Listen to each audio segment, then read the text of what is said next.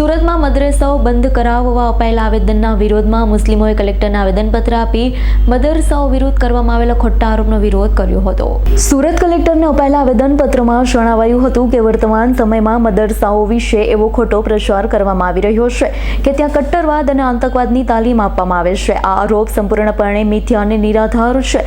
જોકે મદરસાઓનો દેશની આઝાદીમાં યોગદાન છે। મદરસાઓમાંથી શિક્ષિત થયેલા વિદ્વાનોએ દેશની આઝાદી માટે સર્વદા અગ્રણીય ભૂમિકા નિભાવી છે।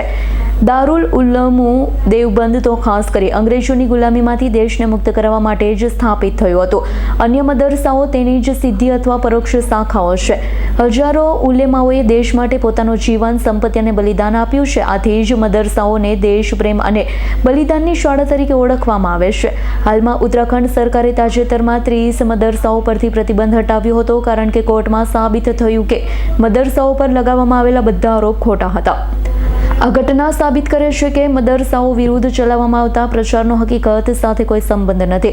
ભારતના સંવિધાનની કલમ 25, 26, 29 અને 30 હેઠળ દરેક નાગરિકોએ પોતાના ધર્મનું પાલન કરવાનો, ધાર્મિક શિક્ષણ આપવાનું અને પોતાની શૈક્ષણિક સંસ્થાઓ ચલાવવાની સંપૂર્ણ સ્વતંત્રતા છે।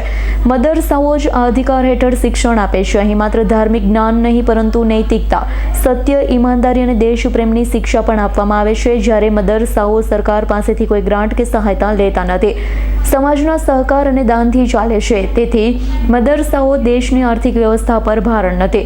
દરેક દેશવાસીને આમંત્રણ આપીએ છીએ કે તેઓ આવી મદરસાઓનું નિરીક્ષણ કરે। અમારી સવારની પાળી સવારે 7 થી 11 વાગ્યા સુધી અને બપોરની પાળી 2:30 થી 4:30 વાગ્યા સુધી ચાલે છે। તો ઘણા શાળાઓમાં શિક્ષકો પર હુમલા થયા છે, વિદ્યાર્થીઓ વચ્ચે હિંસા જોવા મળી છે, પરંતુ મદરસાઓમાં આવી કોઈ ઘટના બની નથી। મદરસાઓનો મુખ્ય હેતુ બાળકોને ધાર્મિક શિક્ષણ આપવાનો, સારા સંસ્કાર આપવાનો, નૈતિક મૂલ્યો વિકસાવવાનો અને સમાજમાં શાંતિ તથા ભાઈચારો સ્થાપિત કરવાનો છે। વિદ્યાર્થીઓને સમાજ પ્રેમ, દેશભક્તિ, માનવ સેવાને શિક્ષણ દ્વારા સારા નાગરિક તરીકે ઘડવામાં આવે છે। વધુમાં દેશની CID, ઇન્ટેલિજન્સી અને અન્ય ગુપ્તચર એજન્સીઓ મદરસાઓની સતત દેખરેખ રાખે છે। આજ સુધી કોઈ પણ મદરસામાંથી હથિયાર કે ગેરકાયદેસર પ્રવૃત્તિ પકડાઈ નથી।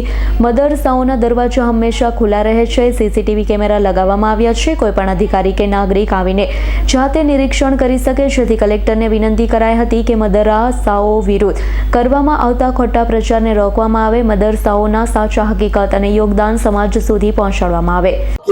जी आपका नाम? इमरान इस्माइल अहमद, शेखवाजी जमीर उलमा हिंद सूरत। किस बारे में ये आवेदन पत्र देने आए? थोड़े दिन पहले हमारे नॉन मुस्लिम भाइयों ने एक आवेदन पत्र दिया था कि मदरसे में धार्मिक शिक्षण बंद कर दिया जाए, ये देश के लिए अच्छा नहीं है।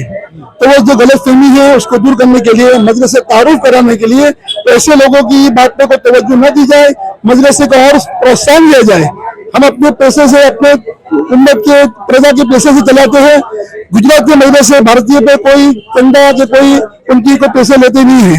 तो लिहाजा मदरसे में आपको कोई ऑब्जेक्शन नहीं होना चाहिए, बल्कि मदरसे को आपको बढ़ावा देना चाहिए। इसलिए वो जो बात थी उस पर कोई तवज्जो न दी जाए, इससे हम हाजिर हुए हैं।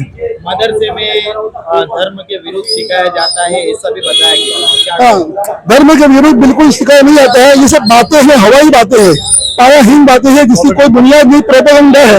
ये बहुत पहले से चला आ रहा है।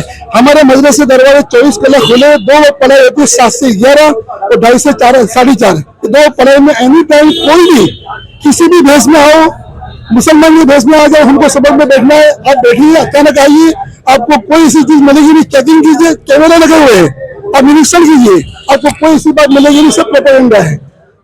ब्यूरो रिपोर्ट S9 न्यूज़ सूरत। અમારી તમામ માહિતીથી અપડેટ રહેવા માટે જોડાયેલા રહો S9 ન્યૂઝ સાથે।